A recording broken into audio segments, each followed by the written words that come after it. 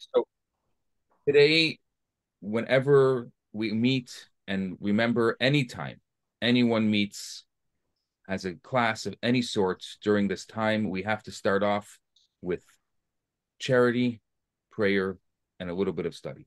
So that's the most important thing because that's what they need. This is the spiritual.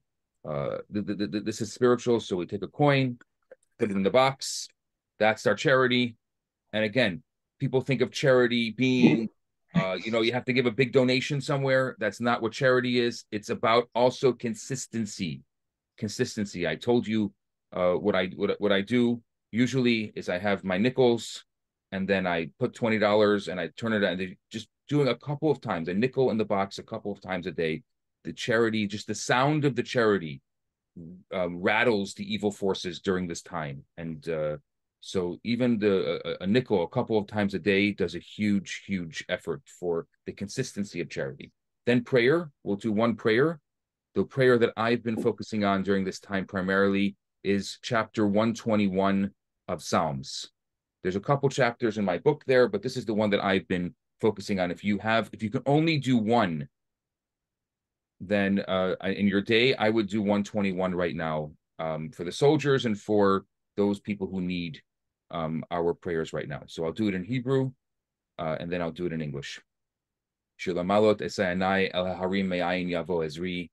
Ezri me'im Adonai oseh shamayim va'aretz al yitain lamot raglecha al yanum shomrecha hine lo yanum v'lo yishan shomer Yisroel Adonai shomrecha Adonai tzilcha al yad yeminecha. Yomam hashemesh lo yakeka v'yareach balayla. Adonai yishmarcha mikol ra yishmar et nafshecha. Adonai yishmar tzedcha v'yacha me'ata v'ad olam. A song by David to be sung on the steps of the Holy Temple. I lift my eyes while atop the mountains, searching from where my help will come. But I know my search is futile because my help only comes from God. I must look only to God, for he is the maker of heaven and earth and oversees the affairs of this world. God is a worthwhile support because he will not let your foot slip. Your guardian does not slumber even for a moment and will always protect you. For behold, the guardian of the children of Israel does not slumber and certainly does not sleep. God is your guardian. God is your protective shade, always at your right hand to protect you from danger. The heat of the sun will not harm you by day, nor the coolness of the moon cause illness at night. God will guard you from all evil.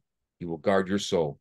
God will guard you in your going and your coming, now and forever. Amen. And that's our prayer. Now for the study. What I thought we would do for study is I would try to go over and answer some of your questions. So the first question that I got was, how have you changed? Now, I'll tell you, I haven't fully unpacked it, but there's a couple of things that I can see just right off the bat. Number one is, so maybe some of you can relate to this. I don't have any direct family in Israel. I have people that I know, but not blood relatives. I mean, obviously, we can go and say that every Jew is a extended family member. Wonderful. I'm saying, but direct family I don't have in Israel. Not only that, but I don't really have any blood connection to Israel. Majority of my family has never been to Israel. And so growing up, I didn't grow up with that very strong sense of Zionism and connection, where a lot of people I know did grow up with that. Like Israel was the forefront of their mind, the place of the Jewish people. I did not grow up with that. And so over the years, I've ventured to create a relationship. And I would say that though I'm very knowledgeable, being a rabbi, I'm very knowledgeable about Israel. The emotional relationship, it wasn't really there. I come back to you from this trip completely changed with a very, very strong emotional relationship. I felt like I was with my family, an extended family of people who are all, it's such a togetherness that I can't describe any other way. It's just this beautiful achdut. I'll give you an example. So you probably heard, or I shared this video a few nights ago. There was this murmur in the streets that they had found this young soldier and rescued her from Hamas, from Gaza. Now, when she came back, and I was there, and when she came back, I sent you a video of like literally that I took from outside. Wherever it was the most, it was like the greatest celebration, the greatest homecoming. The place was the only example I can give is I grew up in Chicago, and in the 90s, the Bulls used to win the championships with Michael Jordan. And the night they won the championship, there was such a celebration in the streets everywhere you went. I mean, there was riots also, but outside of the riots, there was a celebration. It felt like that's the only example I can give.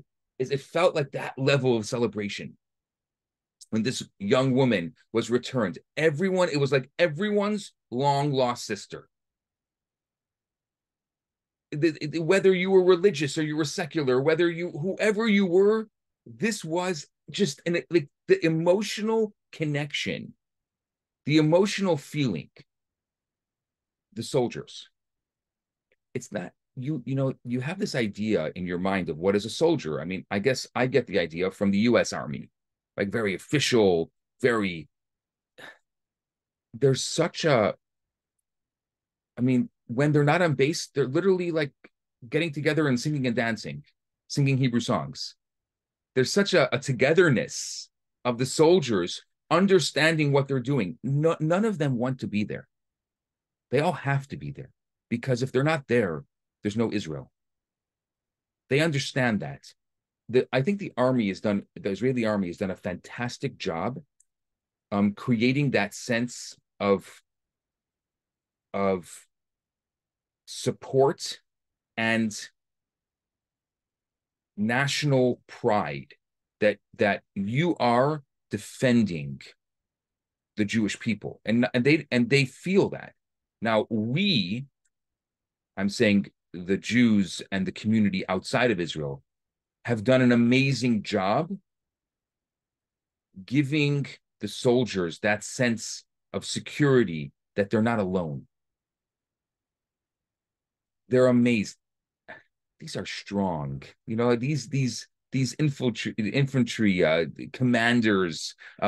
They melt when they see an English letter from somebody outside of Israel in English. And if they don't know English, they go over to their friends and say, "Can you translate it for me?" They melt. Every single base has huge boards full of letters. They can't get enough letters. For them, they feel they know from the army, from their training, that they're defending the Jewish people of the world. But then when they get from Chicago and from Montreal and from Florida and from in London and from wherever, they're getting these letters of support. It's unbelievable. Like I don't even like. I would never expect this 19-year-old, tankist. They're called tankistim. The tank commander, that he would care about some random letter from some random person outside of Israel, but they do, and they love it the most, even more than the whatever supplies. The supplies are nice, and the food is nice. The letters. If you ask someone just asked me now, where can you send letters? You can send it to our address. The show, I am constantly sending stuff now, and I have a lot of direct lines now, obviously, that I created, so it's very easy for me to get stuff to them. I know. I mean, I have literally chats all day on Telegram with people that are on the front lines, which is where I'm able to still get a lot of my firsthand information because I have all these relationships. I mean, I stayed a few nights with the soldiers, so I became one of them, and I feel it. I think they feel it also. I definitely feel it. So that was one thing that changed me. The other thing that again, I'm in the process of unpacking everything. The other thing that really changed me is fear. I, like you, I grew up in a place and in a time where I didn't really have to worry for my life. Yeah, I've had moments in my life, and I've shared stories before. Thank you. I had moments in my life where I felt, in danger. When I was 14 years old, somebody stuck a gun to my head in Chicago. So I've had these moments, but definitely I've never had to face fear on a regular basis for an extended period of time. When I was at the border, I would say for the first hour, maybe 2 hours, I was freaking out for my life. I'm like, what the heck am I doing here? This is insane. But a lot of that was the preconceived idea that I brought with from the West. I had watched the same news stations that you watched. I had seen the same information that you saw. And a lot of that was just in my head. And slowly, I would say it took me a few hours to get out of my head. And then I realized, what do I have to worry about? What is there? Besides, number one, there's only one God in the world. And if I really believe, if I've really been able to send the message to you during all of these classes of my faith, and we together have faith, then this is it in practice. If there's really only one God in the world, it doesn't matter where you are. If it's your time, it's your time. Does that mean that you go skydiving? I'm not sure. But I knew that I wasn't skydiving. I was what you call a shliach mitzvah. I was a messenger for a mitzvah. I was on a mission for a mitzvah. And so therefore, when you're doing a mitzvah, Hashem has your back. And so it took a few hours because I had to undo my Western thinking. And I slowly became one of them. And from them, the whole night, all you hear is boom, boom, boom. The rockets, every single rocket that you have heard that was fired, the thousands of rockets, we heard every single one of them being fired. And then we see them up in the sky like a little fireworks show over our head. I think some of you saw the video. I was in the middle of interviewing a soldier, and there's a rocket right behind us, just kind of going. And then there's a thing that the soldiers all say when they see a rocket, there's the Yamach Shamam, it should be erased. Also, I would say that growing up in the States and living in Canada, I have to work hard for my Judaism. I have to do something Jewish to be Jewish. I have to say, oh my gosh, what time is Shabbat this week? I got to start Shabbat. I got to look around. Most of the people that I'm around are not doing Shabbat. If I want to do a holiday, I have to actually work on that experience of oh, this holiday is coming. I have to prepare for it. I got to build the sukkah. I got to get my Chanukiah out. Hanukkah is coming. It's a job to think about it. Where am I going to get this from? Yes, I'm in a Jewish community where there's readily Jewish things available, but it still takes an effort to bring Judaism into my life. I have to actually work on it. There, it's just innate. It's completely innate. It's just obvious. You think the secular soldier who you think has no connection with Judaism, it's just so much part of the fabric of the culture there. It's a Jewish state. It's a Jewish place. The same way you would say like Xmas is obvious in our society where we live. All these things that are just so Jewish to me are just part of the fabric and the culture. It's just one the same with the people, which is really amazing. And spending that time. One of the other things that happened, because I'm a rabbi and I was there, and there weren't very many rabbis there on the front lines, the soldiers kept on coming over to me, especially before they went out to battle in Gaza, asking me for blessings. I guess that's what happens. Often they have big rabbis that come and they'll bless them before they go out to battle. I actually have some videos of like the soldiers getting ready for battle that I took, and like the pump ups. They're all like these pump up like biblical passages. They pump themselves up for battle with biblical passages. beautiful, beautiful singing and passion like you've never seen before in your life. And for me, also, that was like the Torah coming alive. Like I really felt like these are the soldiers of King David. That must be. I had this. There was this really great scene where I was at one of the bases before the soldiers, this particular unit went out to battle, and there was one soldier. It wasn't even a commander, just standing up on top of a tank, and all of the soldiers standing around that tank, and he was like just pumping them up. And when I saw that, I'm like, this is King David. This is what King David did. He stood up there on a tank or whatever they were doing. It wasn't a tank in those days, and he spoke the words, and the people were excited and they were pumped up and they were on. They knew that they were doing it for the right reasons. They weren't going out to kill. They were going out to live. I also saw something so beautiful. I saw my people, my brothers and sisters, and how much they care about life. I think there's so many of us that don't realize we get caught up in the story of the media about equal, making sure that everything is correct, making sure that and we don't realize how much we revel in life. We live while there are others who revel in death. I saw the care and concern for every single fiber of life of every single human. While I was there was a very sad thing that had happened.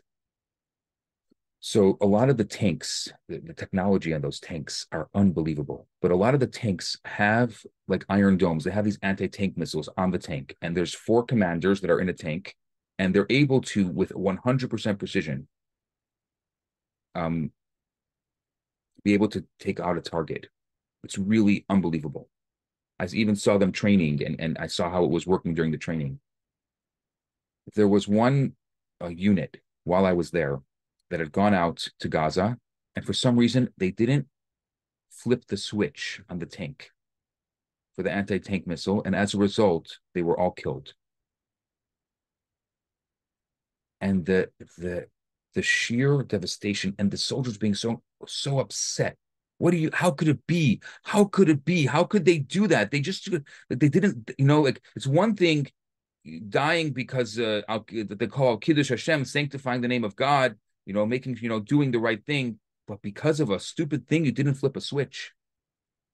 There was like a real, there was like this kind of, that was also really the dissonance between the the the fact that there was so much the morale and the passion was so high, and at the same time there was a lot of devastation going on, and different reports that were coming back, they were very difficult, and there was this real like extremes, like real extremes. For me, I would say what got me the most, what made everything really come alive for me in a way that other things didn't come alive, was spending time at Tal HaShomer Hospital. Tal HaShomer is where the really extreme victims of terror go. People who were completely burned, head to toe, people who were missing limbs.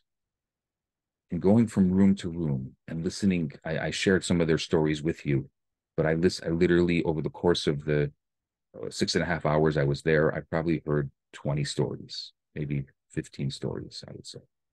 And that was just an example. But the ones who I didn't hear, I could see. And most of the people I spoke to were the victims of October 7th. Their families, one people I spoke to lost their entire families. They were the one survivor. It was like the Holocaust. It's the only way I can describe it. It was like the Holocaust coming alive. I've heard all the stories about one survivor. And here you have it, once again, one survivor of a family having a miracle story about how they survived. The one woman, she was very badly injured, but I don't remember why she was injured because she told me an amazing heroic story of her survival. Her husband, she was from Kfar Aza, and her husband had gone out because no one knew what was going on at 6:30 in the morning when the terrorists attacked. So he went out. I think he was part of the community watch, and after about half an hour, 45 minutes, she couldn't get a hold of him, and he wasn't coming back, and she just panicked, as every mother would. She took her two children, 6 and 8 years old, and they went into the mamad. The mamad is the safe room. Every home, or most homes in Israel, have a safe room, which is for bombs. It was never designed for terrorist attacks, but it was designed for bombs. Actually, one of the issues that they now are looking at with the safe rooms is that they don't lock because they want people to access them very quickly. But there were people who were killed because the safe room didn't lock. They were hiding in the safe room, and the terrorists overpowered them. Like there's a woman, who was holding the door shut, but at one point the terrorists overpowered her and then came in and killed her. So they're looking now. There's a whole scramble now to figure out a solution to turn these safe rooms into also places that you can hide from a terrorist attack. It's crazy that this is normal life. This is what people in Israel are dealing with right now. Yes, exactly. And also some of the doors. Many of the doors are bulletproof, but some of the doors are not bulletproof or fireproof. Right. What was happening also is the safe rooms so some people were able to jimmy a chair. I heard stories from people, they jimmied a chair into the doorknob of their safe room so it would lock, that way. But it wasn't fireproof. So what was happening is they were lighting their houses on fire, and they had no choice but to come out because they would have died from smoke inhalation. So also turning these safe rooms into fireproof. I mean, just sorry that I'm going through some of these details, but this is some of the issues that people are dealing with and the stories that are coming out. So this woman that I met in the hospital, she told me that she went into the safe room and she had a cabinet in there, and she had her two children hiding underneath the cabinet, and she was standing up in the closet behind clothing, but she left the door open. So she's in plain view, standing in the closet. The terrorists broke into her house. She hears them upstairs in her kitchen eating, like taking food, making food with her food. And also then she hears them just starting destroying her house, like destroying her house. And then they come into the safe room. They open the door of the safe room. She has her and two kids are in there. They're going in and out of the safe room for 6 hours. For 6 hours, in and out of the safe room. They did not hear or see any of them. Can you imagine your 6 and 8-year-old child being that quiet for 6 hours? I saw the kids. I met the kids. They're young kids, like any of our kids. That to me, so hearing those miracle stories, I know that this never should have happened. This should not happen in the world. But it happens. And then you hear the miracle stories. It brings such a renewed faith. We don't ask why, right? We've had this conversation before, the why conversation. Why conversation is not a conversation. It's beyond our pay grade. We don't want to destroy the question. We're going to ask the question our entire lives over and over again. But amidst the absolute devastation, to hear stories of miraculous survival, there's evil in the world. And I think today, at least I can tell you in my life, the evil is more pronounced than it's ever been. I used to think a lot more like a Westerner, where there's always going to be good and there's gray area. Now I see that there's good and bad in certain instances, in certain places, for certain people, there's good and bad. There is the majority of our lives is gray area, but then there is extreme good and extreme evil that balance out the middle.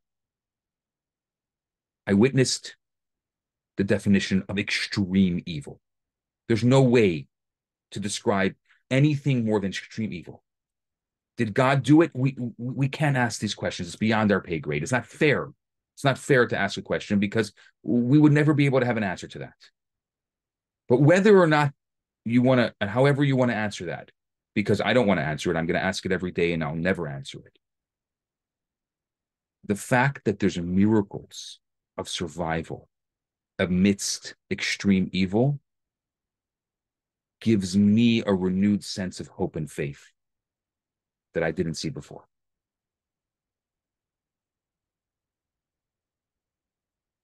I know a lot of you have questions. Let's go to questions.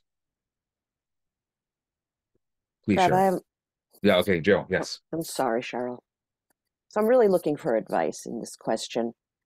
And I'm sure a lot of other people have encountered this. I'm really not going to stay silent these days and let things pass by. So I'm wondering what you suggest in how to respond to people, whether it's in person or whether it's friends online. And I don't mean random people online, but people I know, when I get there's anti-Semitism in the world. I don't believe these people are anti-Semitic, but you see the ceasefire and save the Palestinians, and it seems like, oh yeah, Hamas did a bad thing, but now the Israelis, look what they're doing, and I'm just horrified that that seems to be the sentiment with a lot of people that I'm witnessing, and I've engaged a little bit, but I'd love to have your take on how can I respond in a helpful way, I So, guess. I don't want to get into the muck of it with right. them. So I have 4 answers to your question. Mm-hmm. One of them is personal. Again, you can't say this, but maybe you can say this on my behalf. Somebody called me or messaged me and said, it's not fair. You're only showing one side of the story. There's another side of the story. And I said, look, this is my side. It's true. I'm only showing one side. I personally support these people, and I came down to the border, to the most dangerous place that you can imagine. I came here to physically support. If you support the other side, go there. Okay, so I can say that. Yeah, I probably can't say that. so, but on another level, number one, there's people that you're never going to be able to change. There's people you'll never be able to change. Those people do not engage because you're not going to win with them. There's a group think, and this is something that I have to now constantly check.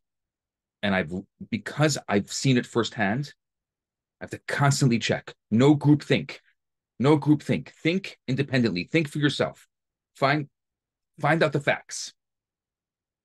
So there's a lot of people who, these. I'm sure you're seeing some of these videos of people tearing down the posters of the kidnapped, the hostages. Yes. Like and people are having interactions with them, and they're these just like it's not helping. Like just the most absurd thing. It's group think. It's the certain type of thinking that I think and I never understood this before, but now that I've experienced it firsthand, I see we have this understanding in the West that the whole world thinks like us. There is real evil in the world. Not everyone can think with gray area like we do. Mm-hmm. So by condoning evil, we're part of the problem. So we need to be part of the solution by not condoning evil, by condemning evil. Silence, right? Black Lives Matter taught us that. Silence condones, and also groupthink condones. So we need to become independent thinkers.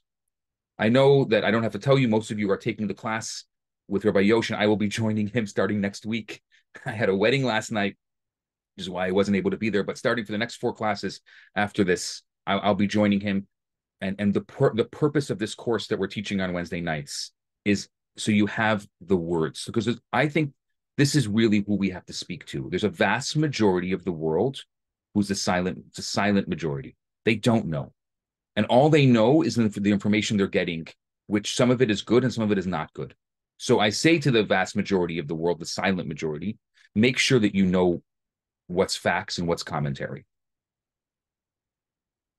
I learned in Israel that we don't talk commentary. We just talk facts. This is what happened. This is how it is. That's how the reporting happens there. In Hebrew, that's, in their the reporting, they talk, this is what happened. You want to start, here in the West, we've become so used to the color commentary of Right. this is my opinion and this is what I think should do. We all of a sudden, it's amazing how many people became Middle East experts in the past 3 weeks. Exactly. It's unbelievable. You know nothing Exactly. about the Middle East. You may have never been there. You're now a Middle East expert. And you know what Israel should be doing or what Hamas should be doing. So we need to make sure that we differentiate ourselves by being independent thinkers and collecting as much data as possible and not just repeating what we hear, but actually making sure that it's correct, Hmm. that it's factual. So so the people who are the few people who are the haters, they're going to hate. We can't do anything about it. Don't engage. I would say it's worthless. Correct. The vast Yes. majority, the vast majority of the silent majority, those are the people that we need to talk to. And then there's another side, which is the echo chamber. Don't get into an echo chamber because then you also get into groupthink. So I would say we have to stay within the silent majority because both sides of the aisle are not good. Mhm. Right? I'm not going to, you will never see me say this. I will not condone kill Hamas. That's not okay. Killing anyone. Yes, there is evil in the world, and we have to educate ourselves. And there may be a certain collateral damage, but if we start becoming an echo chamber and we start getting into the frenzy, we're not the soldiers in the front line. Maybe if we're soldiers in the front line, then we have to have a certain kind of thinking. But us, we have a huge battle that we have to fight, and it's the battle of public opinion. It's a huge battle that has to be fought right now. And that battle of public opinion can be fought. And like you said, Jill, I think it's a great statement. You can't be silent, but make sure that the words that you say are not said in vain. Yes. And I've been trying to ask questions when somebody posts something. And, I would get, I'll say, well, what would you expect Israel to do? Or however well, they just shouldn't kill the 5,000 people. Like they don't really have an answer. So then I just drop it, of course, because it's not, Look, after I'm after not an answer. 9/11, sorry to interrupt you. After 9/11, Yep. nobody asked the US, why are you going into Afghanistan? Why are you Mhm. trying to kill ISIS? This is ISIS. There's no Right. question. This is ISIS. Actually, a lot of the fighters that are there were trained by the same people who trained ISIS. Yeah. So this is the new. So when ISIS, all the Americans were fine with that because we got to get back. That was a disgusting thing. What happened on October 7th is worse. There was more fatalities, and it was more disturbing and destructive than 9/11. I'm not trying to again. I'm Yes. not trying to compare because Right. every single life is so valuable and so important. But if we have to start making comparisons because people don't get it, because it's so far away, and if people think it's not going to affect them, it's going to affect them. Yeah. Thank you. Uh, Thanks. Um, yeah. uh, Cheryl, hold on a second. Oh, Uh, sorry. Myra, Cheryl, please. Um, I was thinking back to a different conversation that you had. I'm losing my voice. I'm sorry. When you said, I don't condone killing Gaza, blah, blah, blah, because every life is sacred. And again, how the news purports, they know the Israeli side. Every once in a while, there's a reporter in Gaza. Obviously, it sounds like their fatalities are like 3 times or 4 times as much as the Israeli fatalities. Not to take away from any life, but how do empathic people like us justify how the innocent Palestinians can't get out of there? So, That's frustrating for me. The Red Cross so can't get in, they Cheryl, can't get out. this is a very, very important question. I can't answer it in 30 seconds, but I want to just give you a couple of pointers of things that I saw. Number one, and this is firsthand information, it's not Israel, it's Hamas. Hamas they're not letting the people leave. They're shooting them if they leave because they use them as human shields. That's number one. Right. I get Number two that. is I'll give you an example. While I was in Israel, something happened, and I was on the border, and I saw firsthand what the results of this was. Hamas reported that Israel bombed a hospital and 500 people died. Well, I don't know. So now, right away, within minutes, the Western media was all over it, condemning Israel for bombing the hospital. Number one, fact, right? In Israel, we just talk facts. Fact. It was a backfired rocket from Hamas, did not hit the hospital. It hit a parking lot outside the hospital, and 4 people died. 500 to 4. And I think this is what I would say as of seeing this firsthand. We have to be so careful by repeating what the Western journalists are saying, because they often are jumping to conclusions because they got to create, their job is to create frenzy and hysteria, and we become used to that hysteria, and we have to get the facts. Now, 4 people is still 4 people, and it's true, and there's going to be innocent people that are wounded, and the reason why there's innocent people wounded is because, and I was there, I saw maps. Hamas literally has a 7-story underground tunnel under the hospitals, under the schools. They're literally putting their headquarters in the way of the civilians so that these things happen.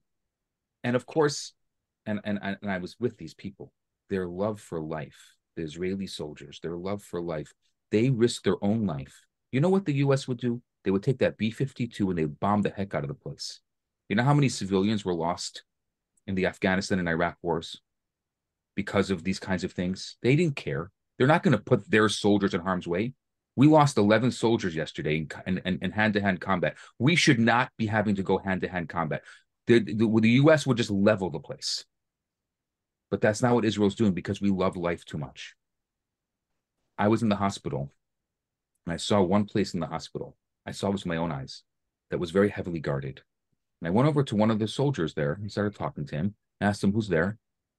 And there was a room with 3 of the terrorists were being treated in an Israeli hospital. I was there. I saw it.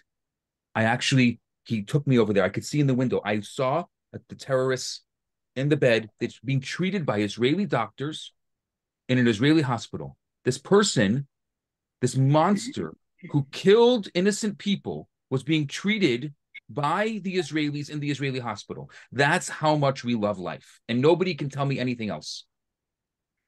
And so talk about, equal damage and things. That's when you're talking about the rules of war. What we're dealing with is an evil. It's terrorism. It's not war.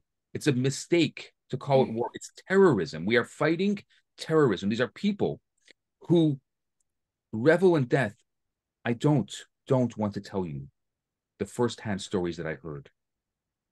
But if anybody has the stomach for it, you can message me privately, and I will tell you things that I saw with my own eyes.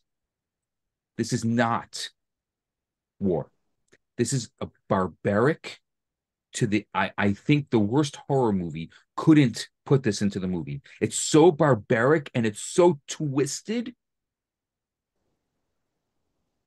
that anyone that understands what happened on October 7th would understand that it could never happen again. And in order for it to never happen again, they need to eradicate the evil. And that's what they're doing right now. Again, there's a lot more that I want to say to this, because I know it's the biggest question that we have from people and the biggest question of the West, because the BBC and the CBC and the NPR and the strongest media in the West, they have this way of explaining it that try to justify things. And so I need a lot more time to go through, but this is just my initial reactions to the question. Maor, please. Yeah, I was going to say that while this is like how we eradicate evil is something that we need to talk about and think about, and it's Jill's questions aren't really amazing.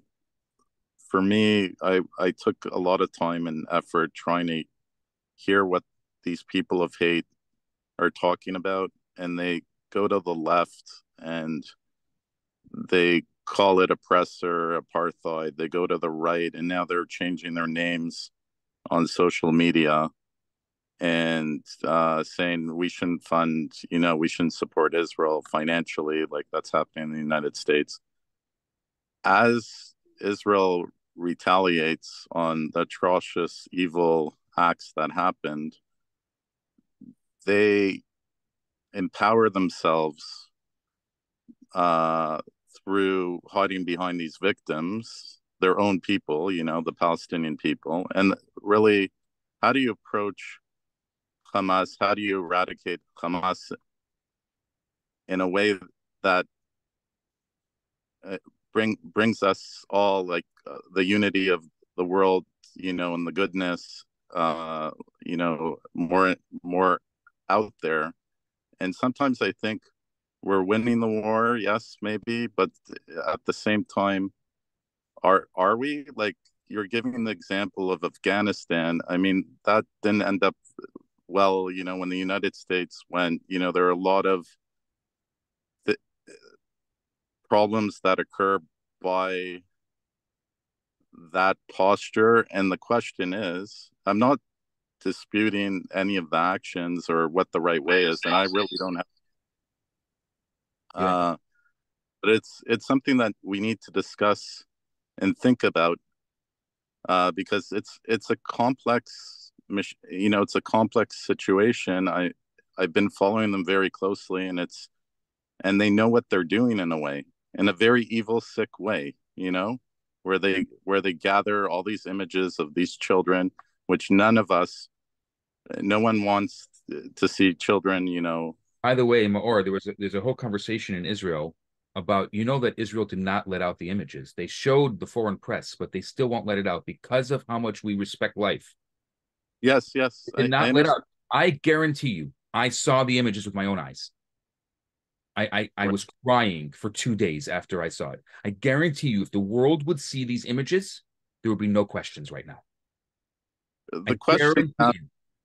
yeah, It's so horrific. So horrific. right. I was in Beirut. I was in Kibbutz Beirut. I was in the homes. It is horrific. I It's agree. I mean, beyond horrific. So I understand. there's a commentary that's happening in the West, and this is, I my only request, I would say, would be is that we should be careful about starting to create a commentary out of this, because it's not, first of all, it's not a time for it, I and agree with, second of all, I don't know if we're helping anybody. I agree with that too. But I sent something to Marianne, like maybe I'll send it to the group, of someone who was signing a petition. Someone sent this to me yesterday, of all the uh, you know philosophies of Hamas, and they asked, people who I guess haven't made decisions, or they're confused about everything. Do you agree with all these doctrines? And I thought that was very effective. Uh, the question is, how do you combat this like this?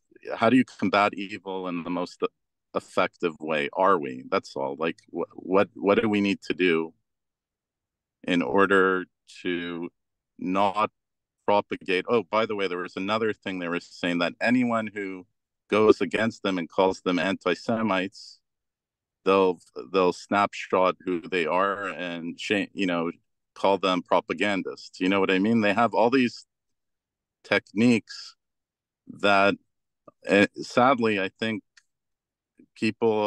some people are buying into it, or their propaganda machine has been working. And yes, it's pure evil, and we need to figure out a way to make it end. But the question is, how do we educate our responses? What are we supposed to do? I'm even confused by it, and I'm trying to, I think I think these are really good questions, and I think this is the kind of question we have to ask. I don't have a 30-second answer for it, but I completely agree with your questioning and how we need to be able to make the right choices. Yeah. Yeah. All right. Yeah. Thanks. Alana. Hi. I think I feel like Hava, who often says her head is exploding. So I'm kind of there right now. I guess I have a few things that I want to say. I agree with not being silent. I think it's important to speak up, but I don't think we will win any war on public opinion. Public opinion has never been on the side of the Jews. Even, with the Holocaust, there are still Holocaust deniers and people who say, the Jews brought it upon themselves. And even if you show horrific images where people are mutilated, the public still won't buy it. They'll say it's Hollywood, And the other thing is, anti-Semitism, I think it's not a strong enough word. I think we have to call it Jew hatred because that's what it is. Thank you. And when people talk about it's about the territories, it's not about territory. It's just about Jew hatred and killing Jews wherever we are. Alana, thank you. I just want to say thank you. And that's this anti-Semitism because they're also Semites, right? So they're like even though anti-Semitism has always been used with reference to the Jews, there's almost a disconnect right now. We need to change. Totally. I've been saying this for a little while now, and I saw it so prevalent where we have to change the conversation because it is. Look, when Hamas speaks, listen to them. Their entire MO is kill Jews. That's all they want. It's Jew hatred. And I think also, so I want to just say that, yes, you're right. We'll never win public opinion. It doesn't stop us from trying. We should Absolutely. I agree. That's try. why I said we cannot be silent, but I think, we cannot have a realistic expectation that the world is going to be sympathetic. The other thing is just, I don't know if it helps anybody else, but when I speak to non-Jews, what I tell them is that, the Jews are at the top of the list. So they're coming after us first, but you're next. Because what I said to my Christian, friends is you're an infidel and you're next. So it's not only us, but we're at the top of the list. Anyway, I could say more, but I'm gonna remember the silent majority. We need to speak to the silent majorities. A lot of people who are good people, who are not anti-Semites, they're not anti-Jewish, they're loving good people who are getting the wrong information. And I call this the silent majority. And these are the people, our friends, our coworkers, our colleagues, maybe even some of our family. These are the people that we must spend time and speak to because they're not.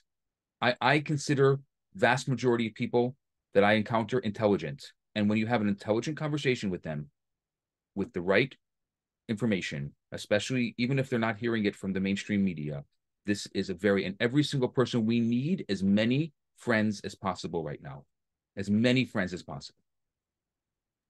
Yeah, I was going to say, sorry, I'm going to respond a little bit to Alana. Oh, so more. There's a bunch of people waiting to speak. I'll be very quick, very, very quick. I used to teach this stuff at university and know some of the patterns of history. We're in a point where time and time again, we're always the canary in the coal mine, the Jewish people. We need to figure out how not to be. We need to figure out, we're put to the test. This is important, not to just say it happens again and again. We need to figure it out. Exactly. Thank you. Rima. Hi, everyone. So my sister-in-law sent me an interesting story there were some Arabs that were coming to work close to the Gaza. You know, they were crossing the border and they were coming to work. They were making good living. And so they would try, you know, the relationship, they would try to see we can work together, we can live together. Until one day, a mullah called, today you need to kill a Jew. So this guy went and he killed several people, including small children. So this was, that was some time ago, not in this conflict. So I want to tell you, Rima, I want to this happened in this conflict as well. Kibbutz Be'eri, which was the number one massacred, 25% of the entire kibbutz was massacred. The reason why they knew so much information about it is because Kibbutz Be'eri they are still huge Palestinian sympathizers, and they were hiring a lot of people. They're right at the border. They were hiring a lot of people. And those people gave the information to Hamas. They knew who was armed, who wasn't armed. They knew how many people, every single thing about every single family they knew when they went in there. And it was because of their peace-loving nature that happens. Yes, but there's more to the story. I agree with you. So there was this Arab, and he was just a great man, and had a great relationship. So one Jewish man asked him, look what's happening. I mean, if a mullah will ask you to go kill Jews, what will you do? Our children grew together, they friends. So this man answered, you don't want to know the answer. So my point is, and I wanted to bring a different side to this. This is a religious war. This is what they are being brainwashed, so to speak. They don't think for themselves. So this is huge, trying to combat that. So this is a religious war. I never want to be called religious ever again, because that word has now been corrupted for me. Yeah, but thank you. Marianne, you wanted to say something? It was just more or less, thank you. It was just more or less what Ilana said. And I'm very worried, not worried because we've been through the Holocaust, my parents, and we're survivors. But this whole tide of anti-Semitism right now in the whole world, even the Hamas demonstrations, I mean, it shows that whatever you're going to show those people, I'm not pessimistic, I'm just pragmatic. Whatever you're going to show those people, how we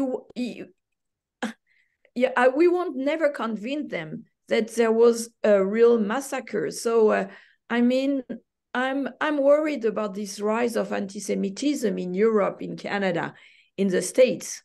And I'm just trying to know how to fight against it. But I'm horrified, but I'm not very surprised. There's also, Marianne, there's also a rise of pro-Semitism. Yeah. And so let's not forget. So easy. You know, it's the bad news that always travels faster.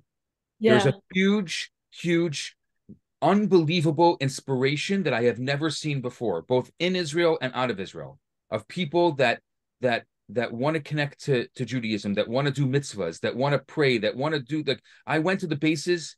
I know there's no atheists in foxholes, but literally the word lahaniach, every single soldier, they're asking me. I wasn't even planning on bringing my tefillin with me, but I had my tefillin with me because I just had it. And they wanted to put on the tefillin. They wanted to do mitzvahs. There's a beautiful, beautiful pro-Semitism that is going on. And we can't forget that. I know that we get worried because the negativity is usually what inspires us and rivals us. But I think we should be as excited and as passionate about all the pro-Semitism that's going on. And people, we know who our friends are. There are people who are coming out of the woodwork who are supporting and carrying and doing so many amazing things. And we can't forget that. We have amazing allies and friends, and we need to remember, we have to remember that. Today, unfortunately, there's no gray. There's it's become a little more black and white right now of the world. And we know it used to be that people would disguise themselves in the vise of liberalism. Today we can see who the true liberals are, and who the and who the anti-Semites are. So, Absolutely. so we can't forget that. Yes, be concerned, but also be inspired and impassioned the same way from all the beautiful things that are going on in the world, and all of the beautiful sentiments that are being expressed towards the Jewish community today in a way that I've never seen in my life. Yeah, definitely. Thanks. Yeah. Hope. Yeah, faith. Yeah. I appreciate everything that we were able to do today, Rabbi. Thank you for sharing with us. I've heard this term being used a lot, and I am experiencing it with deep inside my soul. There has been a fire lit in the Jewish people. And sorry, I'm going to get emotional. And Rabbi, you don't have to edit this out. It's okay with me. I want my face here. This is something that I've never experienced in a community before, is that there is no questions asked. It doesn't matter where you stand politically. Jewish souls have connected in a most amazing way, no matter where you are on that religious spectrum. Like, we are here for one another. And I want to keep this going after we are, Baruch Hashem, successful at eradicating the evil. I hope that it continues for a long time coming. And may I just say one more thing, Rabbi? Sure. I also want to say something to all of our friends out there. And I mean my personal friends. Your silence hurts. And if you are brave, please say something, because it's the quietness that's the most scary to me, not the screaming mimes in the street. Thank you. I'm sorry to interrupt. Thank you, Baba. Thank you. And I think about what I said and how passionate I was during the Black Lives Matter movement, and how silent so many of those people have been during this time of our need. Before we finish our last comments from Mom, I want to tell you, this coming Saturday night, there's going to be a special event. I'm going to be advertising it, but you're hearing about it first. It's a Havdalah ceremony and prayer vigil. I'll also be reporting and telling more stories than I even told you today. And it's going to be at 7:30. It's going to be at Chabad, NDG, and online. There'll be both options available for you. And I want you to all know about that. Mom, you're going to end off today because we have to go to no. What? Oh no. So just two things about what Alana said. Number one is that I do believe it is Jew hatred. I think that's just the bottom line of every time anything happens, this is what happens. And no matter what I tell people, they don't believe it and they don't want to hear it. But on a really positive note, a couple of days ago on a very, very well-known television news reporting station, the head of the FBI was on, and he was in a hearing, and there was a roundtable of reporters, and they were very talking about anti-Semitism and how it has to stop and how people don't understand what's going on. And they wanted people to understand that Israel and the Jews need support right now. And so it was really positive because it was completely mainstream, and they were all sitting around supporting Israel and the Jews. And I almost couldn't believe my ears that it was happening. So there are people that, not only the Jews on the ground, but there are people that are supporting us that go all the way to the top, including the president of our United States of America, who knows what's going on and is supporting our causes right now. So just want everyone to know that it's not, the media just is not negative. There are some really good things going on too. And I think that that's what we should be focusing on. That's a really good takeaway today, that as much as equal as we're focusing on the negative, we have to at least focus on the positive that amount, because there is so many incredible positive supporters and allies and stories out there, and we should really remember that we do have a lot of friends in the world, and it's showing itself very strongly right now. And I'm very proud to be part of a world and a people and a humanity that does see through. I think people who maybe didn't side with us in the past, this is such an atrocity that it's really defines the good and the evil, and we see a lot of good coming out of it. a lot of good. It's terrible that it had to happen as a result of this terrible atrocity, but there is today, we can look at the silver lining a little bit and say there's a lot of really good people out there and a lot of really, really amazing supporters. Like you said, from the top and all the way through the people who were silent, who are not silent now. And I hope that some of those people, like you said, Chava, some of those people who are silent, that they could hear this message and not be silent anymore, because we need every single little bit of support in every way possible that we can have right now to counterbalance what else is going on in the world. With that, I wish you all a wonderful day, and I'm looking forward to seeing you either in person or virtually on Saturday night. How do we Thank you, Rabbi. Thanks for everything you do. Yes, everything. Thank you. Everything. Be well, stay safe, and thanks for all your info. Looking forward to. And I'll continue sending it. I'll continue sending it because I'll try. I'll try to be able to continue, and I'm excited to be able to share even more with you. And thank you for being here and for supporting this journey. And it's amazing to be together. We should always be able to be together, especially for good things. I'm glad you're home. I'm glad you're home safe. Yeah. Thank you. Are we Talmud today?